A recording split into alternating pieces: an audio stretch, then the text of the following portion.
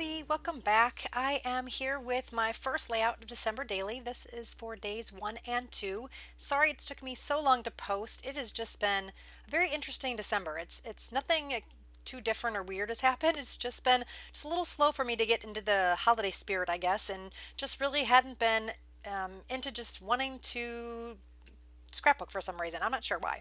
Anyway, I am here though. Hopefully, I will be able to get some more videos up. I was able to do these 2 days over the weekend. And I started with a 4x6 photo of my daughter and her with the chocolate advent calendar. And then I have some pictures of her with our cat, Benny, which is her favorite cat of all times, and a little cat tree that we got as an early Christmas present for the kitties because we needed something. Their little cat tree that they had was, which was basically just one little stand, was completely getting shredded. And I found this cute one on Chewy's that matched with the color of the walls and the living room perfectly, and it doesn't look like a huge eyesore. It kind of blends in. So we definitely wanted to put that up as soon as we got it in, so that's what we did. So what I'm doing right now is I had this little piece of paper from an old, I think it's Bella Boulevard scrapbooking paper kit, and it wasn't quite big enough for the 4x6. So what I ended up doing was just trimming it up, and you can see some of that branding strip at the bottom, and I just decided to cover that up with some vellum and a little scrap of this holly paper that I had, which is also from, I believe, Bella Boulevard. So I'm just taking my scallop punch and punching out a cute little decorative border, and then I'll add that to the bottom, and that covers up that branding spot that I had there. And then I will be decorating the back of this card here in a little bit. And I really like how this looks, so I'm going to glue everything down. And then I will be punching out some tabs with some thicker cardstock vellum that I got from Stampin' Up! Using my Stampin' Up! Tab punch. And I'm doing this because I want to be able to put it in my little Echo Park 2-ring binder. It's a 6x8 album, and I need something to put it in the album because I'm going to be keeping this outside the page protector. So I just punched these out, and I will end up putting them on the inside of this red card between the photo that's going to be on the front and then this piece of paper that I've been decorating. So I'm just going to glue those in place, but first I'm going to I made a little template so I know exactly where my holes are going to be punched. I'm going to use this as a guide for where I need to place these little tabs.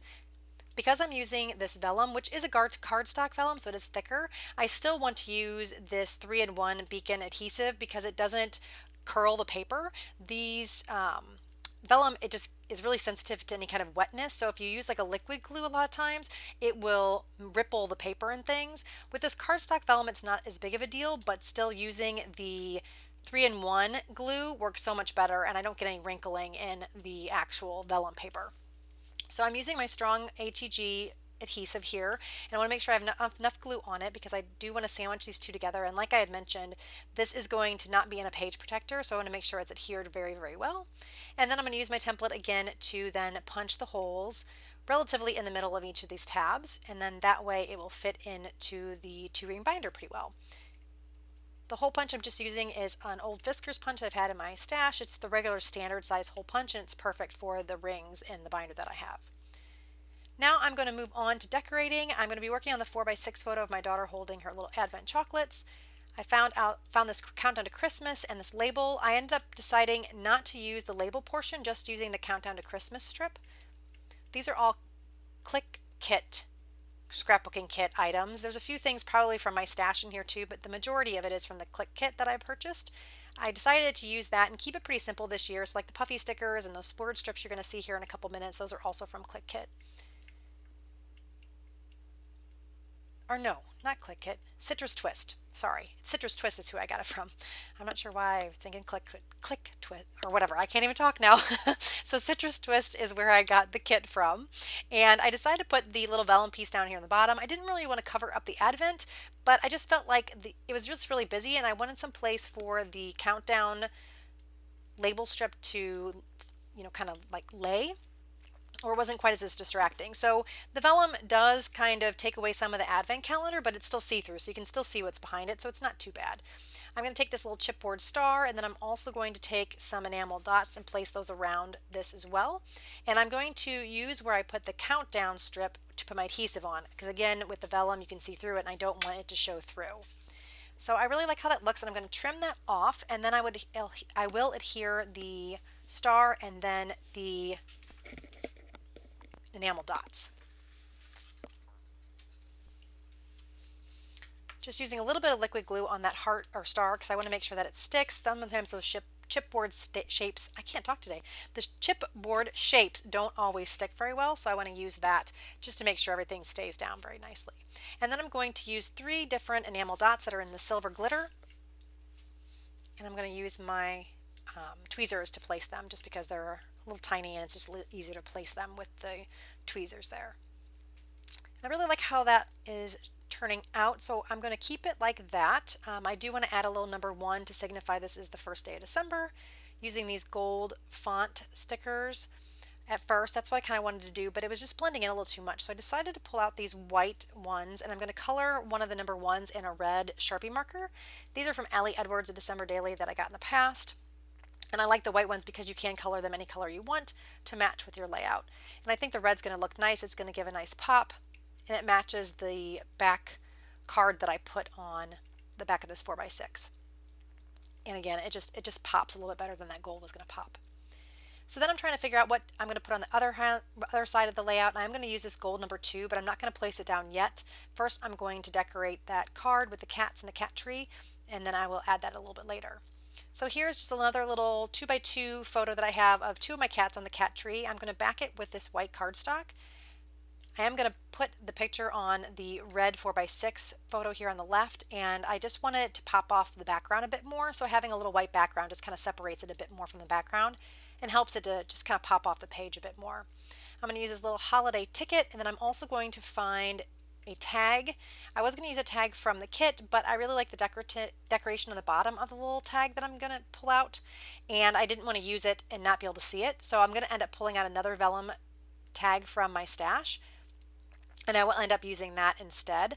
And I wanted to have a little color to the little hole reinforcer at the top, so I'm going to take out my white hole reinforcers and just color one with a green Sharpie marker. And then that way I get the green color on the top, and it just looks a little cleaner than me trying to color around that circle that's already adhered to the tag. So I'm going to place that right over the other one, and then that's just going to stick there behind everything, and I'm going to end up adding some journaling to that tag there. Next, I want to pull off a sticker. I like the Simple Joy sticker, and I'm going to use that to embellish the picture of the cats on the cat tree. And I have this little bitty thin strip of vellum that was trimmed off when I did the scallop punching, and I'm just going to use that as an anchor. I think that looks cute, doesn't take away from the photo, and it just adds a little, just something extra. And I'll use the back of that strip to adhere everything down. And then this is going to go in a page protector, so I'm not worried about the edges flipping and flapping a little bit because it's all going to sit nice in a page protector and you won't have to worry about it coming off the page or anything. I like how that one turned out, and I will add the number 2 there on that Simple Joys here in a little bit. First, I'm going to work on this top right 3x4 card. I did want to do some journaling up here, and I definitely want to use some of those puffy stickers because they're really cute. What I'm going to do is do all my journaling on some vellum, and I'm just tracing out the shapes so that I know where I need to type because I'm going to be taking this to my vintage typewriter and typing everything out.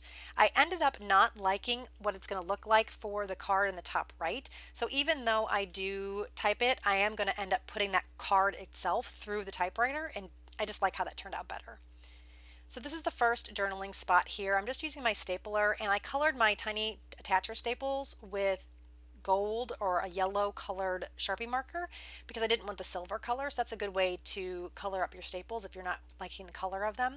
Just use like a alcohol based marker and then you can color them to match whatever your layout looks like. Now I'm just trimming out the vellum to make sure it fits. Again, this is with it being vellum, I need to have a way to adhere it, so I'm just taking my staples on the bottom as well as the top and then just trimming out the vellum that's excess. And I didn't like how the vellum was straight and it was kind of laying over my daughter's face, so I will go in and trace around it and then cut it out with a sharp, or what is it called, X-Acto knife. So I just put a piece of like chipboard between the vellum and my daughter's photo, and I just trimmed it out with my X-Acto knife, and I just kind of trimmed around the edge, and I like how that looks a lot better. I added that number 2 to the Simple Joys, and here in a little bit you're going to see how I typed on the card directly. I was kind of thinking about it and contemplating how I wanted to do it, so I kind of left it alone while I messed with this 4x6 photo. So now I have my journaling on the vellum here. I'm going to also staple the top of this and add a little adhesive at the bottom. The bottom's going to be tucked behind the holiday ticket, so you're not going to be able to see it. So it works just fine. And then I will trim out or trim off all the excess vellum here in a second. My type did go just slightly off the edge of the tag, but I'm not going to really worry about it. I'm just trimming a little bit around it so that I don't chop off any letters. You can notice it when I put the tag in, but I'm not too bothered by it. I didn't want to type it over again, and I think it looks just fine. No one's going to really be upset or worried about it going off the tag a little bit. And you can still read it, so that's really all that matters. So now I'm just going to play with the positioning of everything just to make sure it all kind of snugly fits together, and then I will glue everything down. And then you can see here on that top right card, I end up typing directly on the card instead. And I added back on that puffy sticker. I thought that looked a little empty up there, so I'm taking another little word strip that says Merry and Bright and gluing that down. And I'm pretty much thinking I'm done at this point after I glue everything down over here. And I'm going to show you kind of everything close up, but then I decided to do a little bit more with the cards. So you're going to see here in a minute, I will show you some close-ups, and then I'm going to do a little bit more decorating, and then I'll show you again at the very end. I had this vintage ribbon that had holly on it, so I thought that looked cute on here. So I just trimmed off a little piece and then used my stapler to staple the top. I didn't want to use too much and tie a bow and get it all bulky, so using the staple works perfect in this situation. So again here I'm just finagling with everything, making sure it's going to adhere down okay. Oh, and I do add some faux stitching. I wanted to add some actual regular sewing stitching around it, but since I already adhered the photo to the other side, I didn't want to try to pull it apart or anything like that. So I just ended up using some faux stitching with my black marker. I will show you here in a little bit that I do end up putting some gold stitching around the little holly card in the top right. So that's one of the things I did as a decoration. Like I said, I thought I was done and I just looked at it, I'm like, no, it needs more.